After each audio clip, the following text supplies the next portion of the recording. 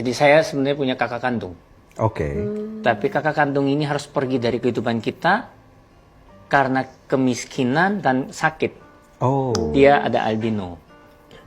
Dan dia tidak bisa kena matahari, pokoknya matanya juga putih. Jadi intinya tidak akan bisa hidup. Waktu itu semua dokter bilang bakal mati. Masih 4 tahun ya itu? Masih dia 4 tahun, saya 2 tahun. Nah, dan orang tua saya sampai utang ke bukan debt collector, apa itu ya? Loan shark? Iya, pinjam, tapi yang kayak mafia-mafia gitu. Karena kan itu yang pasti fast kan. Kan kalau di Korea kan itu yang pinjam yang 100 ribu akhirnya sampai jadi 10 jutawan. Zaman dulu 10 jutawan itu mungkin sekarang 1,5 M kali ya. Waduh. Karena gajinya papa saya aja cuma 80 ribu, 100 ribuan. Karena kepepet lah anak sakit. Iya. Tapi dipakai uang apapun nggak bisa sembuh. Pasti dokter bilang udah pasti mati gitu. Dari kecil kalau Tuhan ada nggak mungkin terjadi ini. Wow. Ya dong, Tuhan katanya maha baik. Kenapa bikin keluarga kita harus pisah? Satu harus pergi dari kita. Bahkan saya kasih orang ya. Ya harus kirim ke orang sampai mama saya 2 tahun gila. Dan saya itu dari kecil itu cuma makan nasi putih sama kimchi.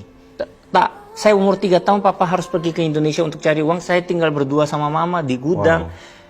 Berarti kan Tuhan nggak ada. Saya itu baru tahu saya ada kakak saya itu waktu saya militer. Dan luar biasanya, ini saya nggak pernah cerita dimanapun sih. Pas ulang tahun saya, ditelepon, papa saya itu dari Indonesia terbang, katanya ke Korea. Saya kan di Korea tuh. Saya bilang, kenapa? Selama saya militer setahun lebih aja, papa nggak pernah nyamperin saya. Dia pelan-pelan ngomong. Sebenarnya papa bertahun-tahun berusaha cari your sister. Saya kaget dong. Aku punya sister. Kan saya tahunya kan only child. Saya anak tunggal, saya tahunya. Ya dengan itu short ceritanya dia cerita karena kakak sakit ini. Dia udah cari pakai uang gimana pun nggak pernah bisa nyari. Ternyata kakak saya cari papa saya. Kalau kakak saya nggak cari papa saya nggak mungkin bisa ketemu. Karena itu rulesnya.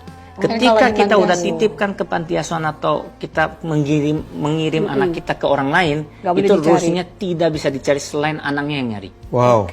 Dan pas ulang tahun saya ketemu kakak saya, dan papa saya, nenek saya. Tapi saya merasa aneh kan. Ini benar-benar kakak saya, tapi memang face-nya persis my mom. Jadi berarti real my sister. Tapi udah nggak bisa bahasa Korea ya? Enggak, totally nggak bisa. Dia bisa diadopsi. Iya, diadopsi Sama orang luar. Orang Norway. Orang Norway. Akhirnya dia sampai di Norway. Dan semua bilang bakal mati kan? Dia S3. Dia profesor, dia pemain ski pro, pemain ski. Model Padahal dia bilang kena matahari mati kan? Iya. Dia pemain Itu harus outdoor terus kan? Dan dia yang mengajarin polisi. Sama model. Dan dia model juga. Jadi dan dia fotografer juga. Jadi keren. Kalau di Korea udah pasti mati. Karena kemiskinan tadi itu. Bukan cuma kemiskinan, dengan udara dan matahari. Dia intinya gini, dia kena matahari sedikit, ini merah kan melepuh. Kulitnya beda sama kayak kita, beda. Mata juga putih, dia nggak ada bola hitamnya gini.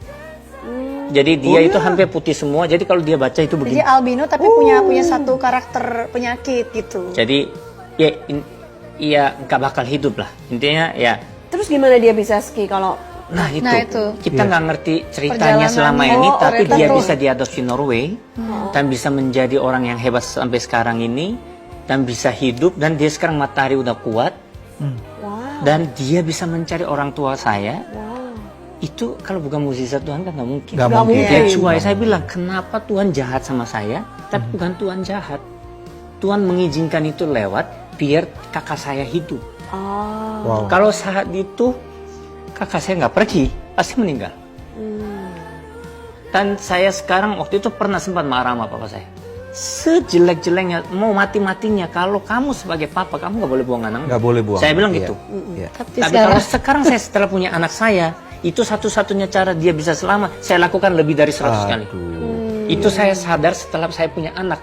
Saya sekarang minta maaf sama papa saya. Kenapa saya dulu pernah nanya?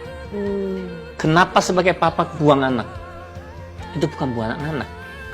mengirim Menyelamatkan anak. menyelamatkan anak. Tapi nggak nyampe otak saya sampai sekarang setelah saya jadi papa, Baru saya menyadari. minta ampun sama papa. Saya juga kembali posisi itu, saya akan lakukan 1000 kali pun tetap hal yang sama.